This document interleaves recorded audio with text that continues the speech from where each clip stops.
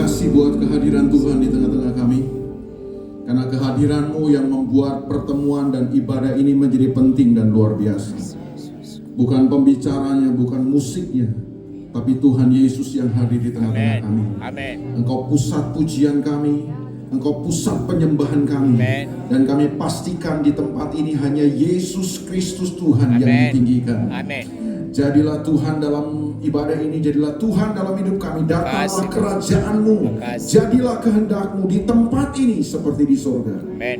Kami buka hati buat Tuhan pagi ini, siang ini, dan kami percaya firman-Mu akan datang buat kami dan menerobos kehidupan kami. Firman-Mu yang tajam, firman-Mu yang hidup dan berkuasa, bahkan lebih tajam daripada pedang bermata dua manapun. Biar firman itu yang dilepaskan di tengah-tengah kami. Firman yang sejati yang datang dari hati Tuhan sendiri.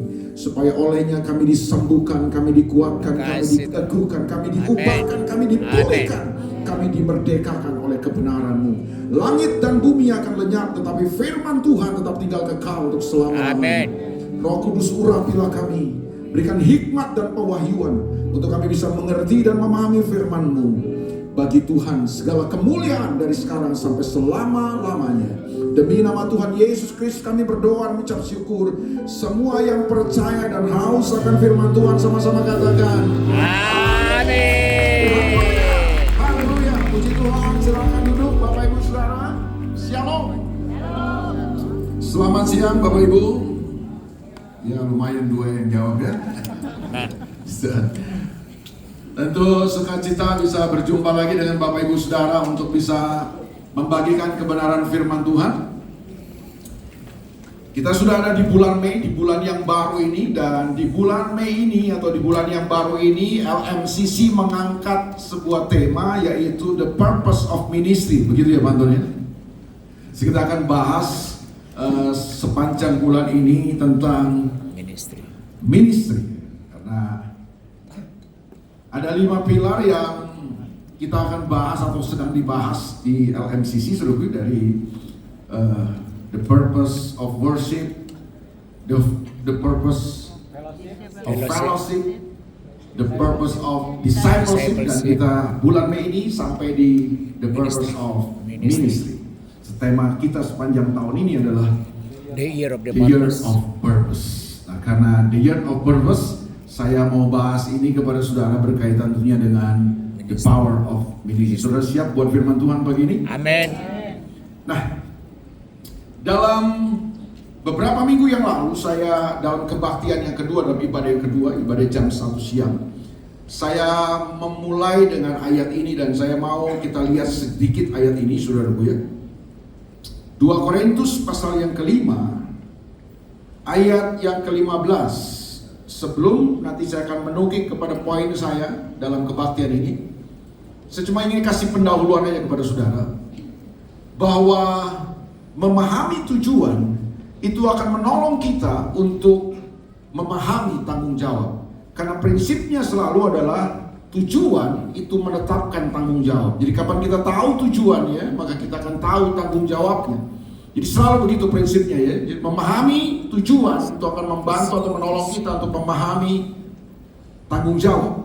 Kalau ada orang-orang yang tidak bertanggung jawab dalam kehidupan yang kita jumpai, itu karena persoalannya adalah karena mereka gagal untuk memahami tujuan daripada sesuatu itu.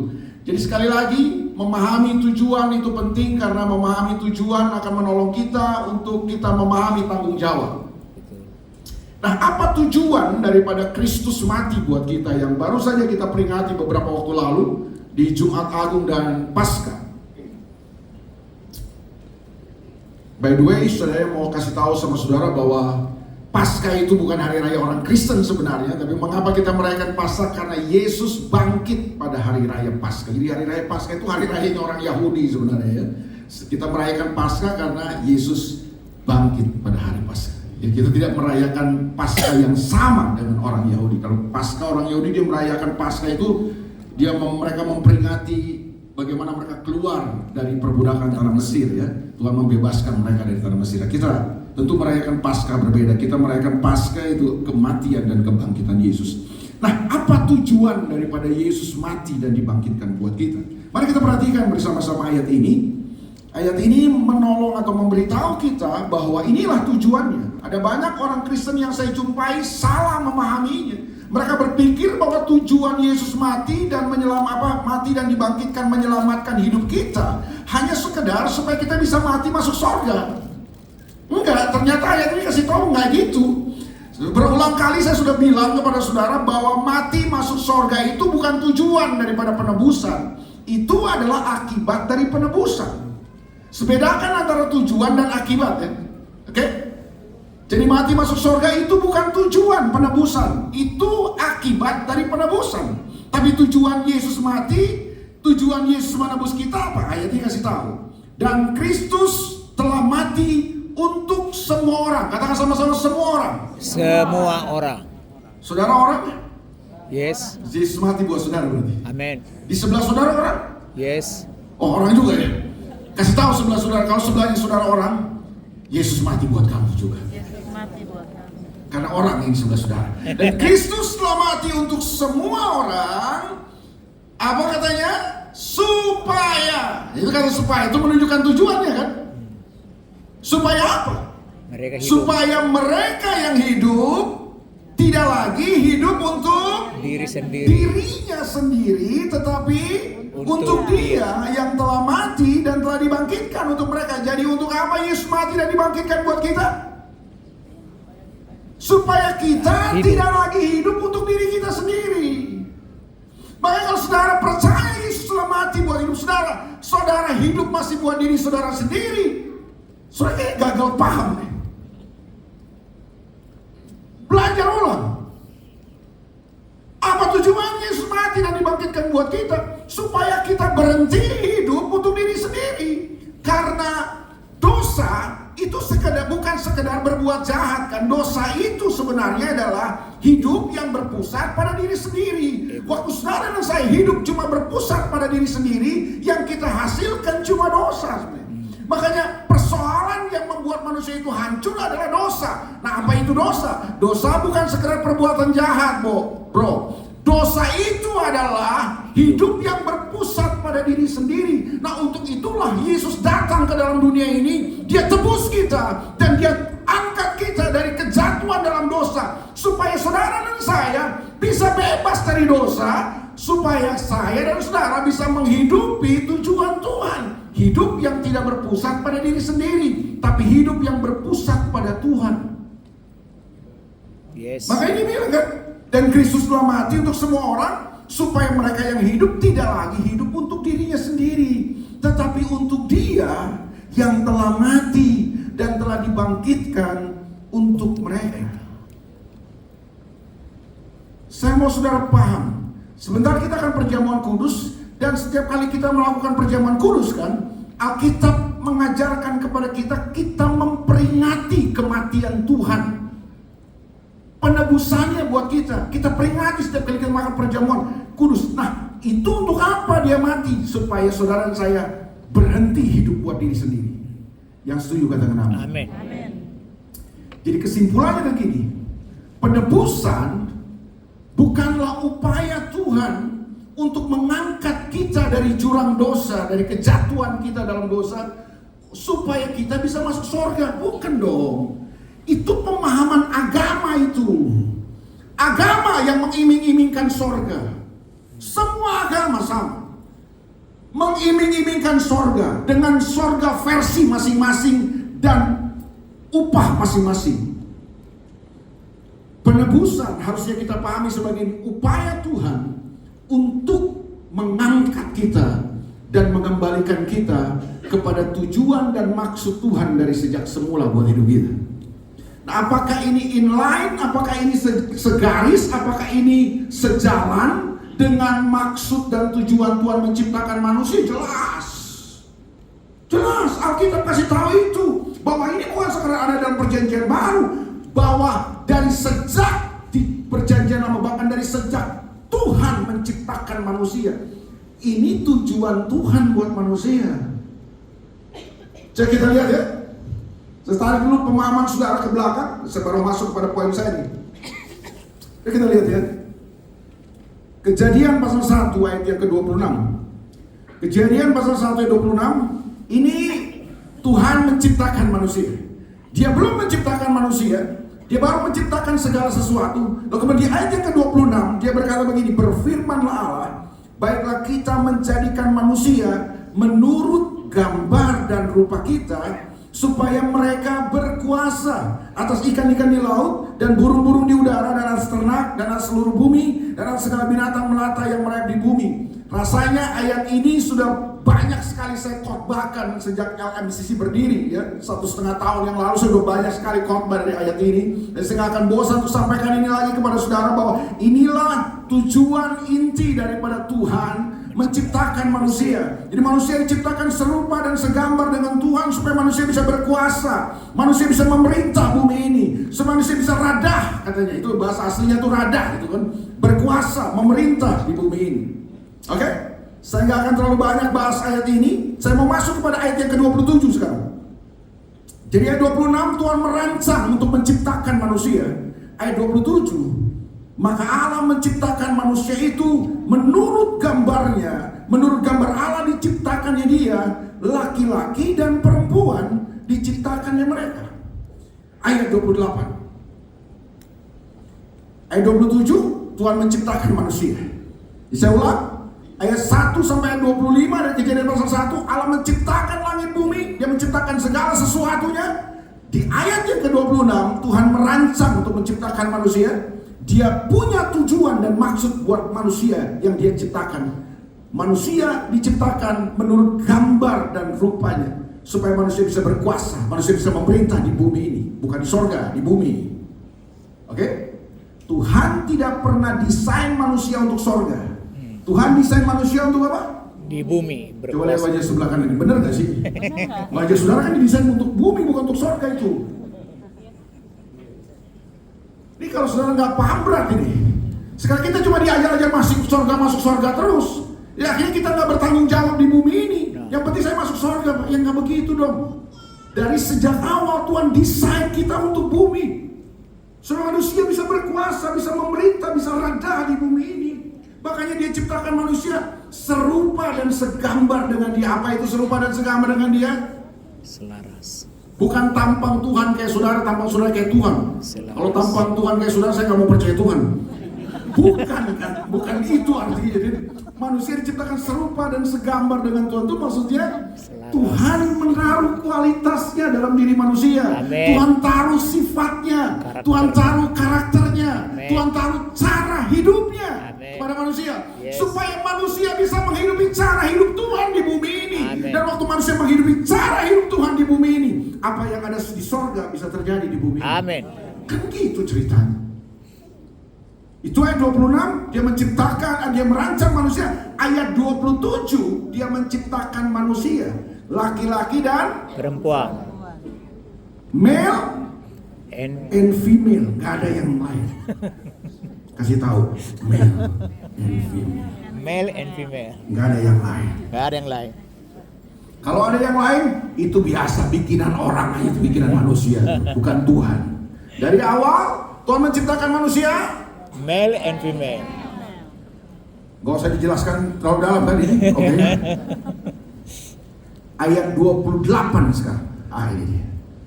Ayat 28. Allah memberkati mereka. Allah memberkati manusia. Katakan sama-sama, memberkati. Memberkati. Jadi 26 Tuhan merancang untuk menciptakan manusia dengan tujuan dan maksudnya. Ayat 27 dia menciptakan manusia ya. Lalu ayat 28 Allah memberkati manusia. Manusia udah bikin apa?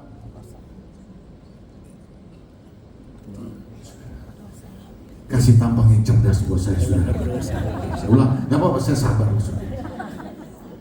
Ayat 26 Tuhan merancang manusia. Yes. Untuk menciptakan manusia dengan tujuan dan maksudnya, betul? Yes. Ayat 27 Tuhan menciptakan manusia. Ayat 28 Allah memberkati manusia yang dia ciptakan serupa dan segambar dengan dia. Manusia udah bikin apa? Ya belum lah, ini sudah berpikirnya terlalu keras sih. Belum bikin apa manusia. Belum. Orang baru diciptakan. Yes. Allah memberkati. Loh, manusia udah bikin apa? Belum. Halo. Nah, dari sini kan kita mengerti sebuah prinsip bahwa berkat Tuhan itu mendahului perbuatan. Amin. Ulang. Amin. Amin. Berkat Tuhan itu mendahului perbuatan. Ya. Kita diajar-ajar bertahun-tahun di gereja, Pak. Berbuat dulu baru diberkati. Yang benar yang mana? Berkat. Diberkati dulu. Amin. Jadi coba lihat wajah sebelah kanan ini, kan belum banyak berbuat kan? Tapi sudah diberkati belum saudara? Sudah, orang dari sini kelihatan kok wajah saudara wajah diberkati. Amin. Saudara diberkati Tuhan bukan karena perbuatan saudara. Ya. Dari sejak awal Sudah. manusia belum bikin apa-apa. Sudah diberkati. Tapi Tuhan sudah lepaskan berkat. Amin. Ini kata berkat muncul pertama kali di Alkitab itu jadi ayat ini. Ada sebuah teori dalam ilmu hermeneutika, ilmu menafsir Alkitab. Ada sebuah teori di situ yang mengatakan bahwa kalau saudara mau tahu, kalau kita mau tahu definisi atau arti yang sesungguhnya dari sebuah kata di Alkitab, carilah kata itu muncul pertama kali di Alkitab di mana. Itu biasanya menunjukkan makna dasarnya itu, definisi dasarnya itu. Biasanya di ayat itu pertama apa kata itu muncul pertama kali di mana? Nah, kata berkat itu muncul pertama kali di ayat ini. Kata Allah memberkati itu dipakai kata barak, B-A-R-A-K, supaya jangan salah nih. Barak. B-A-R-A-K, jangan salah ya. Barak, sama-sama bilang. Barak. Nah, seringkali dikasih unsur aha di belakang untuk menunjukkan Tuhan, karena unsur aha itu unsur Tuhan, jadi barakah gitu. Berkah. Berkat Tuhan. Barak itu berkat, aha itu kan unsur Tuhan, Yehova, Yahweh. Itu unsur Tuhan, maka jadi barakah. Katakan sama-sama barakah. Barakah. Itu bahasa Ibrani itu. Nah, dari bahasa Ibrani barak atau barakah itu datang ke Arab jadi barokah. Berkah. Ke Indonesia jadi berkah. Jadi berkah. Masuk Kristen jadi berkat. Jadi udah tahu ya asal usulnya kan? Ya. Jadi kata Ibrani apa? Barakah. Barakah, jadi berkat Tuhan. Barokah. Ke Arab jadi Barokah. barokah. Ke Indonesia Berkah. berkah. Masuk Kristen. Berkat. Bahasa Ibrani ini kan bahasa deskriptif kan. Jadi untuk memahami bahasa Ibrani itu biasanya bahasa Ibrani bahasa penggambaran. Nah, apa arti kata barak itu? Kata barak yang diterjemahkan dalam Alkitab kita sebagai bahasa kita sebagai berkat itu punya pengertian gini. Dari Allah. Seseorang yang menaruh tangan di atas kepala orang yang lain. Punya dua pengertian waktu dia meletakkan tangan di atas kepala orang lain itu. Yang pertama adalah bahwa saya sedang menyatakan bahwa saya berkenan kepada kamu, kepada orang ini. Lalu yang kedua, semua yang saya miliki, Dilepaskan. semua fasilitas yang saya miliki akan saya berikan untuk support kamu. Amen. Supaya kamu bisa mengerjakan misi yang aku perintahkan kepada kamu gitu loh. Ulang-ulang ya. Kata berkat itu yang dipakai kata barak itu punya pengertian gini. Seseorang yang menaruh tangan kepada orang yang ada di bawah dia kan, sebagai tanda bahwa ini saya berkenan kepada kamu dan semua yang saya miliki akan saya berikan untuk support kamu supaya kamu bisa mengerjakan tugas misi yang saya perintahkan kepada kamu. Itu kata barak tuh. Jadi kesimpulannya adalah ini. Berkat Tuhan itu adalah sesuatu yang Tuhan berikan kepada saudara dan saya, kemampuan ilahi, fasilitas ilahi yang Dia berikan kepada saudara dan saya, supaya saudara dan saya bisa mengerjakan misi Tuhan dalam hidup kita. Amin. Kalau saudara pikir berkat Tuhan diberikan kepada saudara cuma untuk senang-senang, cuma untuk jalan-jalan, cuma untuk pakai hobi-hobi kamu aja, enggak lah. Saudara gagal memahami hidup saudara. Berkat Tuhan itu diberikan supaya saudara dan saya bisa mengerjakan misi Tuhan dalam hidup kita. Maka yang kalau berkat Tuhan cuma saudara habiskan cuma untuk hobi, kesenangan saudara, Anda fail dalam hidup, gagal Anda. Sesukses apapun hidup saudara, Anda gagal di hadapan Tuhan. Saya bukan marah-marah, saya bergairah menyampaikan ini. Yes. Bedakan antara marah dan bergairah. Amin. Tajam. Coba sebelah saudara, Ya. kamu diberkati Tuhan. Kalau kamu diberkati Tuhan, dan saya percaya saudara diberkati Tuhan. Ya. Berkat Tuhan itu apa? Melakukan. Bukan untuk senang-senang, bukan untuk sekedar habiskan untuk hobi saudara, enggak dong. Berkat Tuhan Melakukan. itu diberikan supaya saudara dan saya Melakukan. bisa mengerjakan misi Tuhan dalam hidup kita. Amin. Makanya 28 bilang gini, Allah memberkati mereka. Lalu Allah berfirman kepada mereka. Setelah diberkati baru Tuhan sampaikan firman-Nya lagi kan. Dia sampaikan tujuannya buat manusia, dia sampaikan misinya, dia sampaikan purpose-nya buat manusia yang dia ciptakan itu. Beranak cucu. Beranak cuculah. Katakan sama-sama, beranak cuculah. Beranak cucu lah. Memang sayang sekali Alkitab terjemahan bahasa Indonesia menerjemahkannya beranak cuculah. Mungkin karena keterbatasan Kosakata. bahasa kita. Jadi seringkali yang kita pahami karena beranak cuculah ini, jadi kita cuma pikir bahwa begini, oh ini beranak nih, beranak gitu. Banyak anak, banyak berkat, banyak anak, banyak rezeki. Bukan itu maksudnya kan. Kata beranak cuculah itu dalam bahasa Ibrani-nya dipakai kata parah. Parah. P-A-R-A-H, parah. Ya nggak parah-parah banget sih. Itu pakai kata parah itu.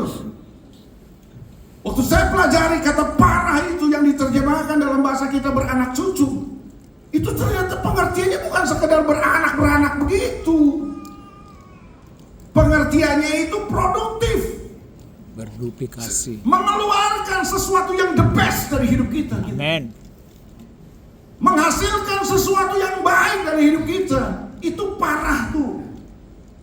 Bahasa Inggris lebih bagus. Alkitab bahasa Inggris menerjemahkannya lebih pas daripada bahasa kita. Bahasa Inggris menggunakan kata be fruitful.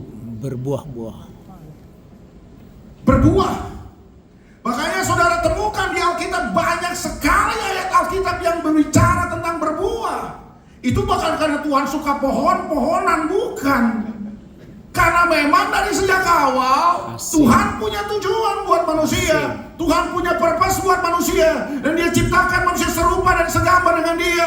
Dia install semua yang dia punya. Dia miliki yang dia miliki, kemuliaannya, kualitasnya, sifatnya, caranya. Semua yang dia punya dia support buat manusia supaya manusia hidupnya bisa berbuah. Amin. Bisa parah, bisa produktif, bisa menghasilkan sesuatu, mengeluarkan yang terbaik dari hidupnya. Amen.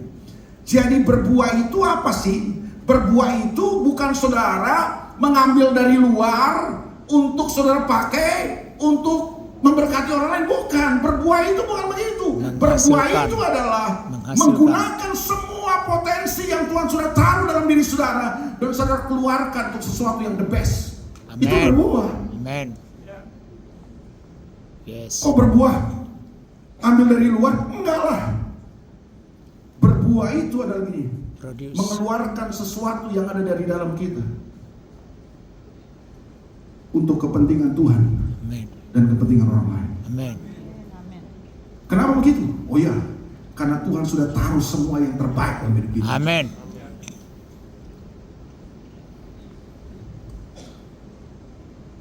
Berbuahlah dan bertambah banyak, bermultiplikasi. Penuhilah bumi, taklukkan itu, berkuasalah sekalian di laut dan burung-burung di udara dan segala binatang yang merayap di bumi. Makanya sekali lagi saya tekankan ini kepada saudara sebelum saya akhiri ini, bahwa Tuhan mau supaya kehidupan kita berbuah. Amen. Untuk itulah Tuhan berkati kita. Yes. Ada tujuan yang lain dari berkat yang Tuhan kasih kepada saudara? Ada tujuan yang lain? Tidak. Tujuannya adalah supaya hidup saudara berbuah. Amen. Dan ingat, banyak sekali pengajaran Yesus soal berbuah. Sekali lagi bukan karena Yesus suka tanaman-tanaman, bukan. Tapi memang pada dasarnya dari sejak awal manusia diciptakan. Dan Tuhan telah taruh semua yang terbaik dalam hidup manusia supaya manusia mengeluarkan yang Tuhan sudah taruh dalam dirinya itu. Amin. Keluar untuk kepentingan Tuhan Amin. dan kepentingan sesama. Amin. Itu berbuah. Amin. Amin. Dan pelayanan itu adalah salah satu buah yang harusnya kita keluarkan. Yes. Sebab tempat terbaik untuk saudara saya berbuah itu apa? Namanya pelayanan, ministry itu namanya. Makanya di mana aja kita berada harusnya kita ministry. Ya. Karena pelayanan itu tempat terbaik untuk saudara dan saya menghasilkan buah. Ada tempat yang baik yang lainnya? Nggak ada. Udah cuma itu.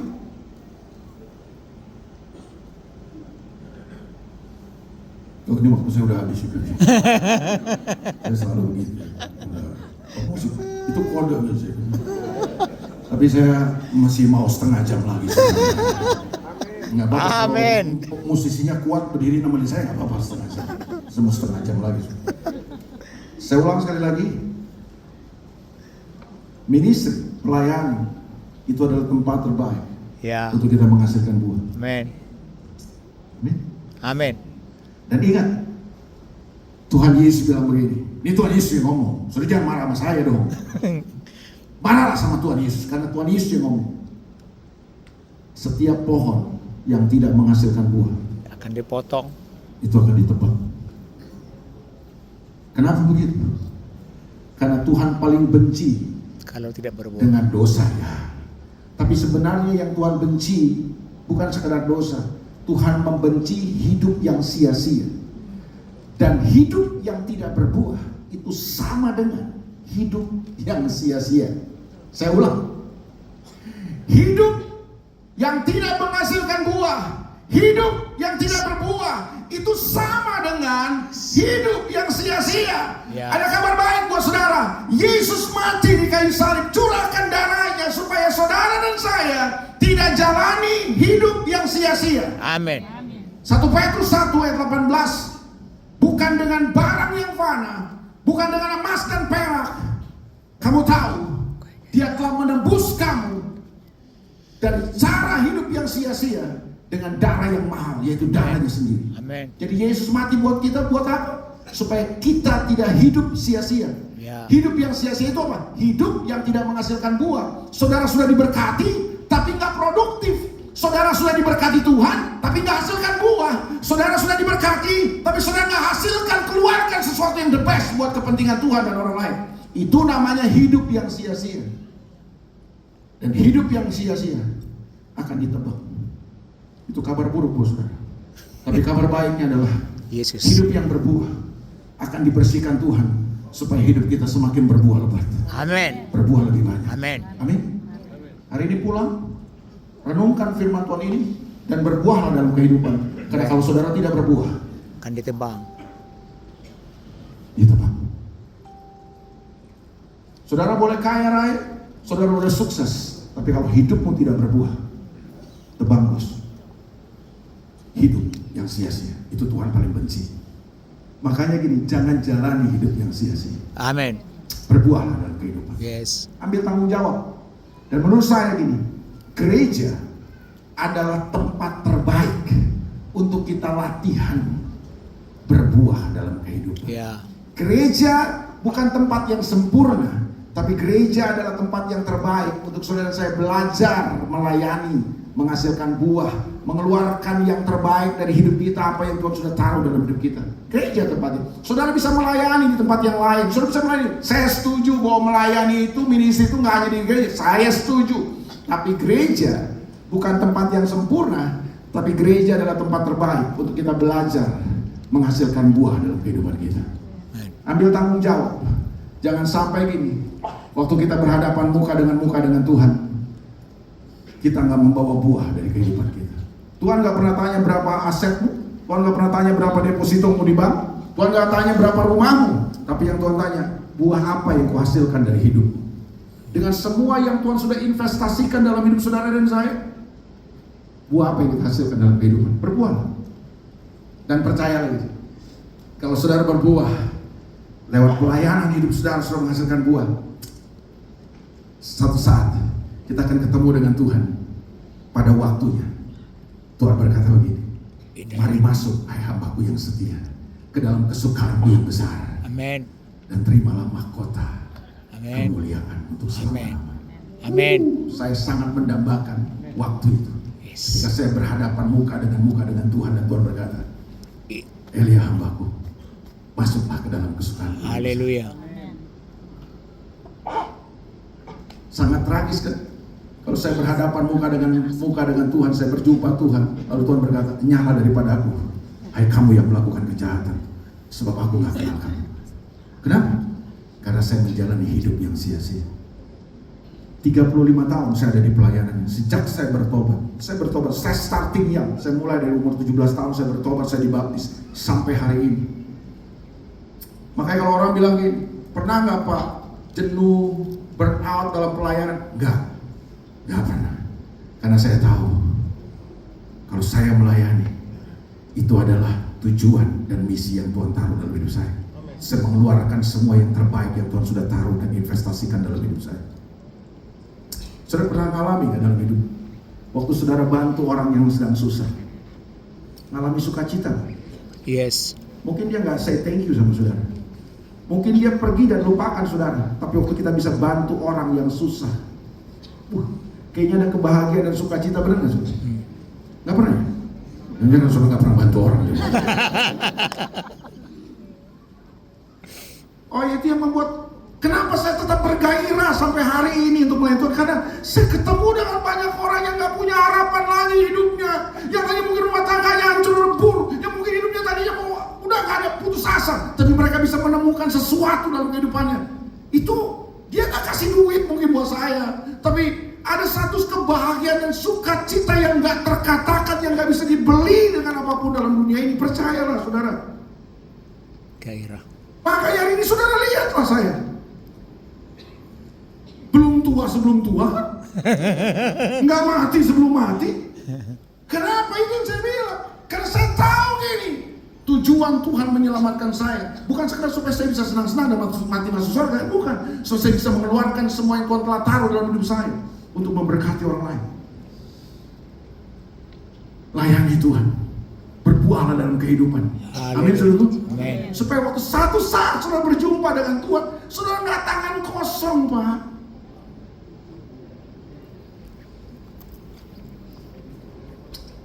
Kelihatan dari wajah saudara sih. Beberapa saudara mungkin uang lebih banyak dari saya. Tapi kita bisa bertaruh. Kualitas kebahagiaan dan sukacita bisa bertaruh. Nggak boleh taruhan ya.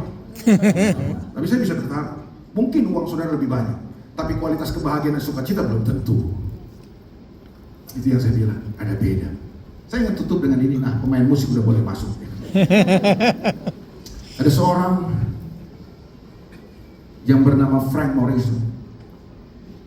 Dia diutus oleh gerejanya untuk menjadi misionaris di Afrika. Pada zaman itu, Afrika adalah sebuah ladang misi yang sangat ganas. Ada banyak misionaris yang sudah mati di sana. Ada banyak misionaris yang diutus ke sana, pulang tinggal nama, dimakan binatang buas lah, dibunuh oleh orang Afrika lah, kena malaria lah, dan lain sebagainya. Frank Morrison adalah seorang hamba Tuhan yang diutus oleh gereja untuk menjadi misionaris. Setelah dia mengerjakan semua pekerjaan, ada banyak jiwa yang dia menangkan di pelayanan. Dia banyak menghasilkan buah dalam kehidupan. Dia berbuah luar biasa di Afrika. Satu saat gereja dia menarik kembali, dia pulang. Waktu dia pulang, dia naik kapal. Waktu itu pesawat belum tren lah. Ada pesawat tapi belum tren lah naik pesawat. Dia pulang dengan kapal laut. Dan ketika dia sampai di pelabuhan, dia mau naik kapal. Dia bingung. Kenapa kok tiba-tiba semua ramai? Ini pelabuhan ramai sekali. Rupanya saudaraku, ada Presiden Amerika Serikat, Roosevelt, sedang cuti 2 minggu untuk berburu. Hobinya berburu di Presiden. Jadi berburu sampai ke Afrika. Frank Morrison kaget. Kenapa kalau pelabuhan itu ramai sekali? Semua penumpang tidak boleh naik dulu. Presiden Amerika Serikat mesti lebih dulu. Ketika semua penumpang naik kapal layar sampai di Amerika, penumpang tidak boleh turun dulu. Presiden Amerika Serikat yang harus turun. Ramai di pelabuhan. Ada karpet merah yang digelar. Ada seremonial, upacara penyambutan Presiden Amerika Serikat yang baru pulang 2 minggu berburu di Afrika. Jemput ramai sekali tuh pelabuhan. Frank Morrison melihat situasi itu. Satu persatu penumpang turun. Setelah itu pelabuhan sudah sunyi sepi. Tinggal Frank Morrison sendiri di atas kapal. Dia lihat, kok nggak ada orang yang jemput dia. Dia mulai bilang begini sama Tuhan, aku baru pulang dari Afrika untuk melayani. Aku hadapi semua penderitaan. Aku hadapi semua tantangan dalam pelayanan. Tidak ada satu orang pun yang sambut saya. Tidak ada satu orang pun yang bawa band. Frank, welcome. Dan kemudian dia bilang gini sama Tuhan dalam doanya. Dia nangis di kapal itu. Presiden Amerika Serikat yang cuma berburu 2 minggu disambut dengan luar biasa. Aku hambamu yang sudah melayanimu di Afrika. Aku korbankan semuanya. Gak ada satu orang pun yang sambut aku. Dia nangis. Tapi waktu dia nangis melihat situasi itu, Roh Kudus dengan lembut bicara dalam hati. Frank, bukankah kau belum pulang, nak? Nanti kalau kau pulang, aku sendiri akan menyambut hidup. Amin. Wah, di situ Frank Morrison nangis. Dia sadar buah yang dihasilkan dalam kehidupan mungkin tidak dihargai oleh manusia. Tapi satu saat Raja di atas segala raja, Tuhan semesta alam, Amin. yang akan memberikan penghargaan. Amin. Amin. Mari kita bangkit berdiri. Yes.